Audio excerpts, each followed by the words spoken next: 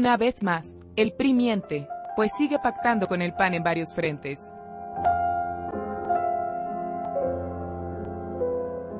Esta propuesta de consenso destaca, entre otras, los compromisos siguientes. Para México es necesario la incorporación del marco jurídico laboral aprobado por la OIT, la prohibición de las diversas formas de discriminación laboral, sexual, género, preferencias, religión y embarazo. Que el outsourcing sea reconocido y regulado. En esta iniciativa se procura estimular la competitividad y productividad, contemplando nuevas modalidades de contratación, ya sea capacitación inicial, a prueba y de temporada, privilegiar en el escalafón el criterio de productividad. Tenemos muchas coincidencias, ya lo manifestaba el ciudadano presidente de la Comisión, don Tereso Medina, en muchos temas que tienen que ver a favor de los trabajadores, modalidades de contratación y medidas de inclusión a favor de las mujeres, madres trabajadores jóvenes, etcétera, y por supuesto los aspectos de capacitación y productividad. Pasta de conchos es otro frente de complicidad. El día de hoy en la mañana, cuando llegué a mi oficina, me encontré con un expediente de uno de los 3 candidatos que conforman la terna. La del doctor Romero Gudiño. Doctor, ilustrísimo diputado. Y con la... Permítame, diputado, déjeme hacer una acotación al debate.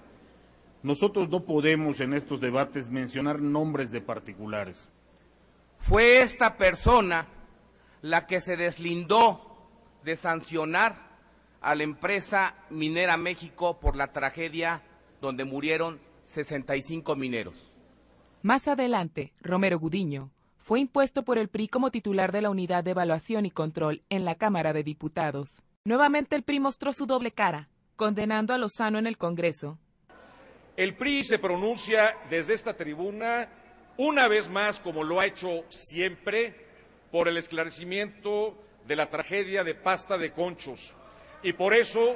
exigiremos la comparecencia del ineficaz secretario del Trabajo, Lozano. Mientras que Humberto Moreira lo elogió luego del desastre, además de comprometerse a colaborar en la indemnización de los deudos, lo que a la fecha no se ha cumplido. El PRI y el PAN son lo mismo. El PRI y Lozano son lo mismo.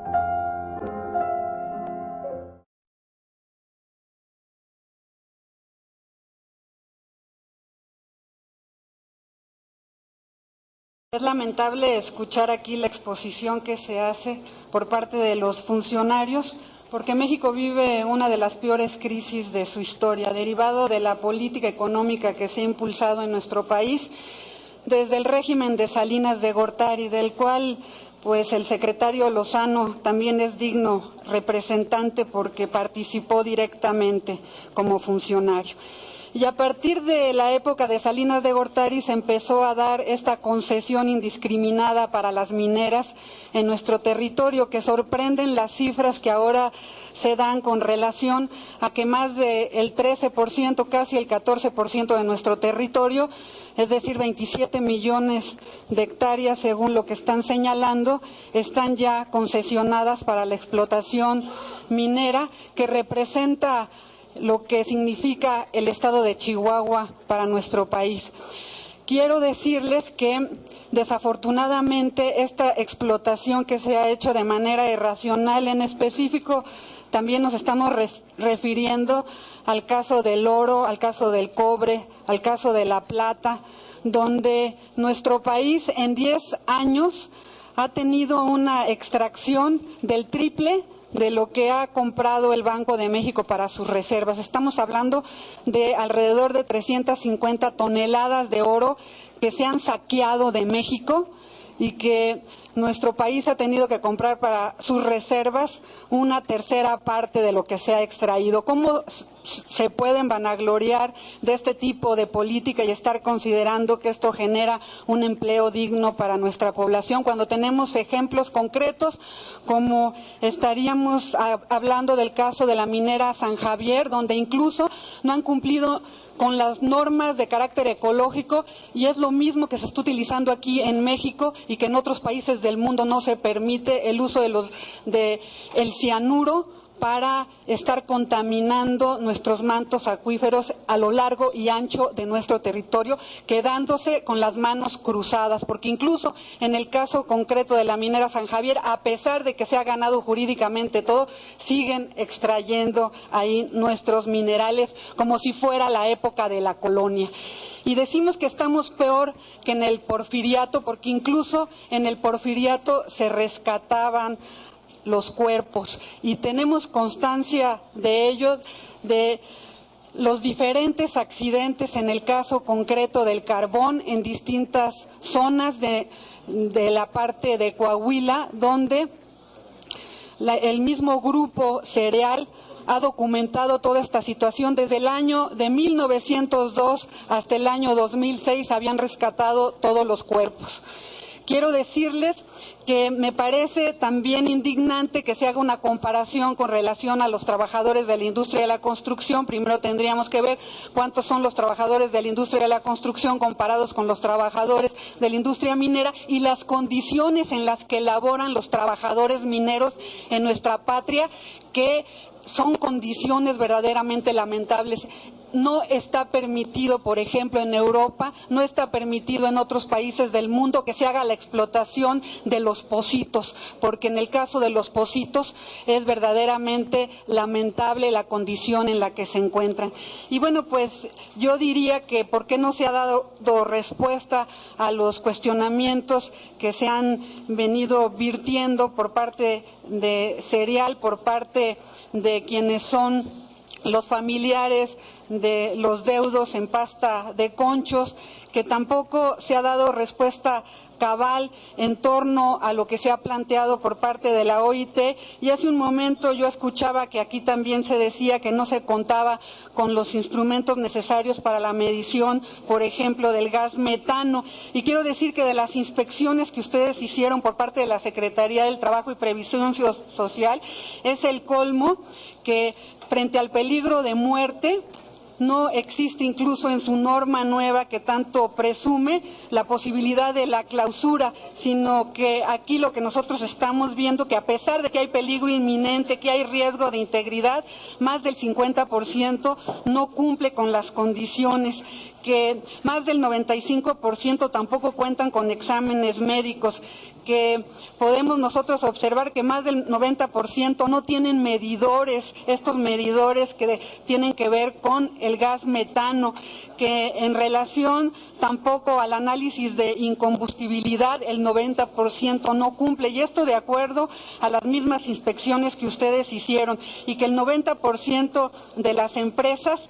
no tiene tampoco los implementos para el autorrescate de los mineros. Y también, bueno, pues para finalizar, solamente una de todas las empresas cumple con las cuestiones de carácter higiénico como para poder tener un espacio donde comer y donde asearse por parte de los trabajadores. Yo preguntaría, por lo tanto, si esa es la política que se implementa para darle seguridad a los trabajadores en México.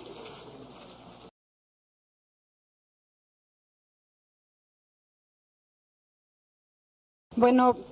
quiero decir que también dentro de las presentaciones que se hicieron, una preocupación es que se plantee que en el 75% de nuestro territorio puede haber explotación minera.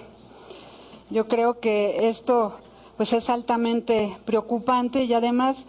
pues rebatirle aquí el dato que plantea con relación a la misma generación de empleo, porque yo considero que los datos están completamente maquillados y se habla en México de alrededor del 5%, si lo comparamos con lo que sucede en países como Estados Unidos, donde se habla de alrededor del 9 al 10%, o España, donde se habla del 18 al 20%, pues veremos que están obviamente maquilladas las cifras, muy a su pesar y muy a pesar de toda la situación por la que atraviesa el país. Pero es que el proyecto de nación que tienen es profundamente desnacionalizador y están vendiendo oro a cambio de cuentas de vidrio. No sé si ustedes considerarían que esta frase queda a tono con el gobierno que representan y que dice el interés privado es más eficaz que lo oficial, porque eso lo decía Porfirio Díaz. Y yo creo que hay una gran identidad de lo que ustedes representan con estas ideas. Simplemente para muestra, un botón, Germán Larrea compró la minera de Cananea en una cantidad mínima comparado con su valor. Eran 400 millones y ahora el precio son 2,000 millones. Estamos hablando de dólares, mientras que creo que es importante tomar en cuenta que está dentro de la lista de los más ricos, de las 30 familias más ricas de nuestro país, está en la lista de Forbes, y nada más del 2009 al 2010 incrementó su fortuna de 10,000 millones de dólares a 16,000 millones de dólares. Pero eso sí, no se han podido rescatar los cuerpos en pasta de conchos. Quiero decir que la norma que se ha planteado por parte de la Secretaría de Trabajo y que además aquí están considerando que nosotros tenemos que legislar al respecto, pues es una norma que se queda manca o que más bien está haciendo eco de esta máxima de Porfirio Díaz, porque lo que está planteando es transferirle completamente la responsabilidad a los privados. Se dice que no hay capacidad para llevar a cabo los procedimientos para las clausuras. Sin embargo, en la Ley Federal del Trabajo, en el título 9, que se denomina Riesgos de Trabajo, el artículo 512D,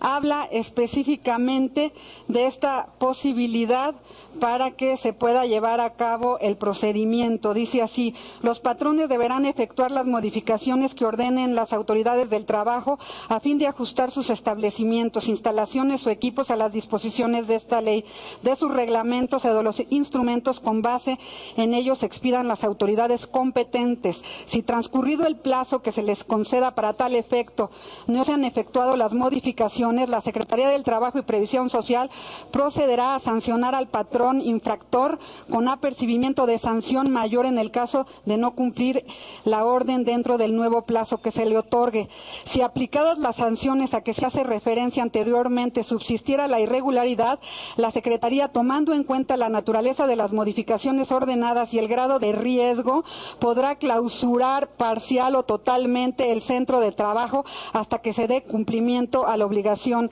respectiva. No voy a continuar dando lectura a esta norma, bueno, a este instrumento que nos da la misma normatividad para poder aplicarla. Sin embargo, si esto aparece dentro de la propia Ley Federal del Trabajo, ¿cómo es posible que en el caso de la norma que tanto presumen solamente se pone un aviso de riesgo, pero el riesgo y la responsabilidad ya queda en manos del patrón? Es decir, se está renunciando al papel que se tiene para transferirlo a la empresa privada y directamente la responsabilidad de que siga funcionando la instalación pues ya es de los empresarios. Y de igual manera pues me parece también pertinente decir que el lote donde estaban funcionando es un lote en el cual, si bien es cierto, pueden señalar que el Pocito 3 llevaba 18 días, de acuerdo a los testimonios de los propios trabajadores en ese lote, no había exclusivamente 3 pocitos, había más, pero ya llevaba funcionando primero el Pocito 1, el Pocito 2 y el Pocito 3, y estos llevaban funcionando, de acuerdo a los testimonios, pues más de un año, y la empresa no se acababa de formar. La empresa, de acuerdo al registro público de la propiedad, tenía funcionando desde el 2 de febrero del 2007.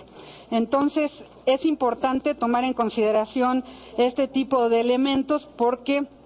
pues se tenía que haber procedido. Y además, bueno, lo que es un hecho es que los mismos empresarios que están a la cabeza de BIMSA son los empresarios que controlan esta industria del carbón en el Estado, son los mismos apellidos que tienen que ver con funcionarios o exfuncionarios, como puede ser el caso del propio presidente municipal, del exgobernador, quien fuera también director de Petróleos Mexicanos, y bueno, son todos ellos mismos los funcionarios que han estado coludidos para la explotación de estas mismas minas. Y un asunto que me parece importante es que la Comisión Nacional de Derechos Humanos señaló desde hace tiempo toda una serie de medidas con relación al famoso Pocito Ferber. Y si hubieran tomado en consideración estas recomendaciones, no hubiera sucedido lo que sucedió en este Pocito 3 de Sabinas. Pero además no decimos que en ninguna parte del mundo más que en Coahuila existan estos pocitos. Evidentemente eso no fue lo que yo dije en mi intervención pasada, sino que en muchos lugares, principalmente en Europa, están prohibidos por las condiciones de riesgo donde se trabajan y porque no hay las medidas reales de seguridad para que los trabajadores puedan laborar ahí. Por lo tanto, yo creo que se deberían de atender de manera urgente toda esta serie de recomendaciones. Y además decir que el día de mañana se va a llevar a cabo la reunión sobre la OIT, donde hay un informe de la Comisión de Expertos en aplicación de convenios y recomendaciones. Y de acuerdo a estas recomendaciones hay un incumplimiento, porque dice, díganme en qué se ha dado el incumplimiento. Y entonces nosotros pues vamos a aplicar las cosas. Aquí tengo yo en mi poder este último informe sobre cuestiones que tienen que ver de seguridad y salud de los trabajadores, cómo no se ha cumplido con esto. Incluso hay un cuestionamiento en cuanto a los pocitos, que ustedes creen que por decreto no existen los clandestinos, cuando en el mismo informe de la OIT están señalando de los pozos clandestinos, los pozos legales, los pozos ilegales, y además hay una serie de señalamientos con relación a los incumplimientos en este sentido. Y también, desde luego, en torno al aumento de la mortalidad. Esto aparece en el informe de la OIT y el día de mañana se va a llevar a cabo el evento a nivel mundial donde se va a dar a conocer este informe, y en este informe se señala que no hay respuestas del gobierno. No lo estoy diciendo yo, lo está diciendo un informe de la OIT. Y nada más para finalizar, pues yo señalaría que de acuerdo a las cifras oficiales, con todas las precauciones que debemos de tomar de acuerdo a las cifras oficiales, porque sabemos cómo están elaboradas, los trabajadores de la industria de la construcción representan el 8.3% y los trabajadores de la minería el 0.8%, porque me decía que me iba a dar la información. Esta información se puede obtener en Internet. Gracias.